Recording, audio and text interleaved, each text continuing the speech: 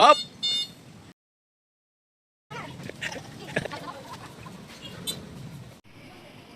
Welcome guys to our new arrival, e-bike. Ito yung bagong arrival.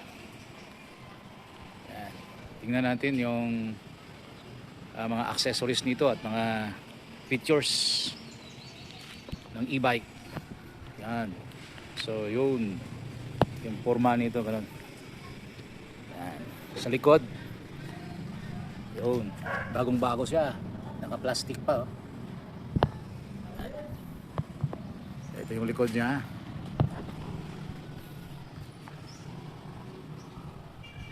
Yun. So dito sa loob, ito yung dashboard niya. Okay. Tapos ito yung mga features dito. Mayroon siyang foot brake at mayroon siyang handbrake. Yan, handbrake. Okay. Saka foot brake dito. Meron din. Ito yung kanyang susian at ito yung susi niya. And then yan. Tingnan natin ito yung mga driver's seat, saka ito yung second seat niya. So unahin muna natin to yung features nito. Yan. Ito yung susi para malaman natin. Okay, ito yung dashboard. Park. So pag park, hindi siya gagalaw, naka-park lang siya, no? So mayroon din itong power.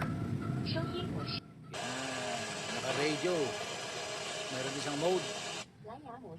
Okay. May Bluetooth din siya, no? Yan, naka-Bluetooth din. Naka-USB.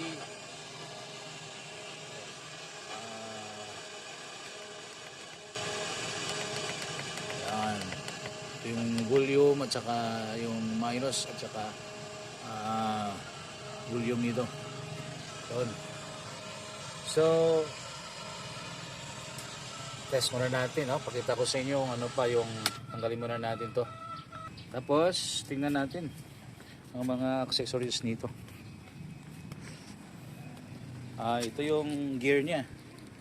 Ito yung sa ilalim low gear, sa itaas high gear yan. Okay, so dahil kung bago ka pa lang dapat naka low gear. Saka ito naman yung wiper.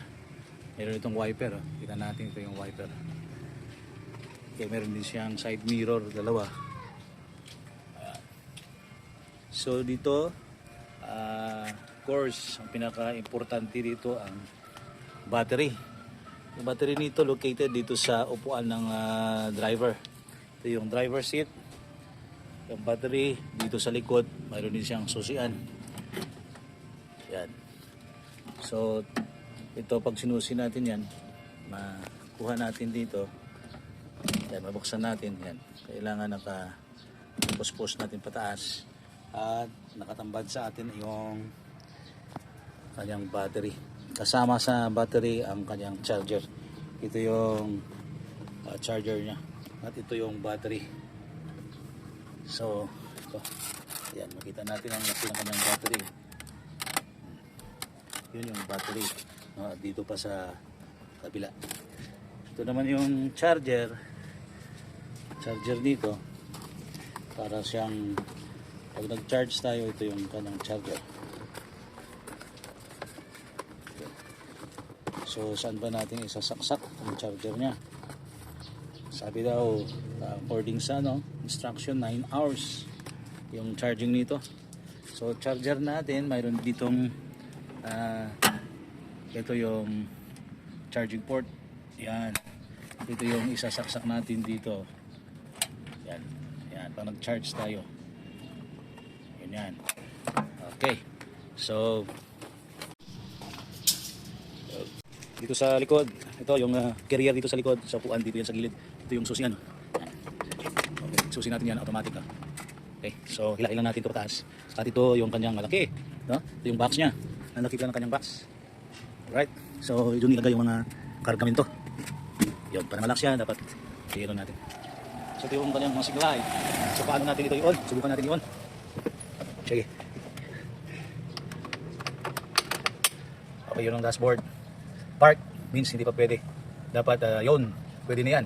Ibig sabihin, pwede na siyang nakatakbo, parang 0-0. So babalik yan sa park pag hindi natin napatakbo. Ito yung battery. Okay, meaning full load, no? Yung battery natin, 4 yung kanyang bar. Pag nag-abot siya ng 2 bar, kailangan na siyang i-charge. Saka ito naman yung wiper niya. So pag nauna natin yan, gagana yung wiper. Yan, yun yung wiper yan. Okay, balik natin. Okay, so wiper.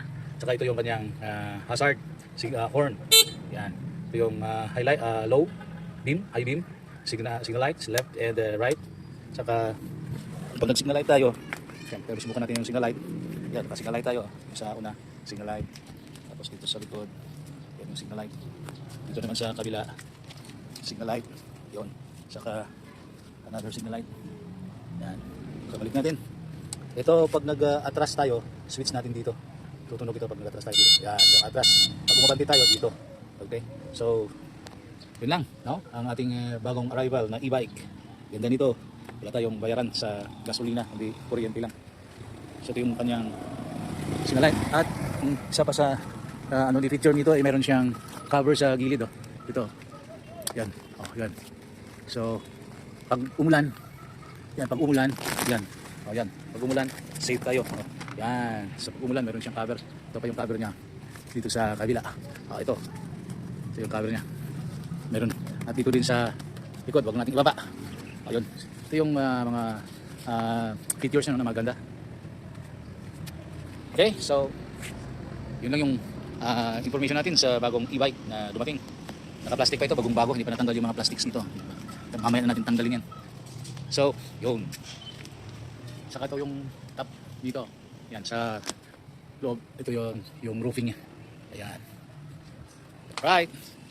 So, thank you for watching sa ating vlog sa e-bike na kinuha, electric or e-bike brand Jiso. Ayos. Up! Ito na yung ating modern e-bike. Thank you for watching. And Ken DIY PH. See you sa susunod nating vlog.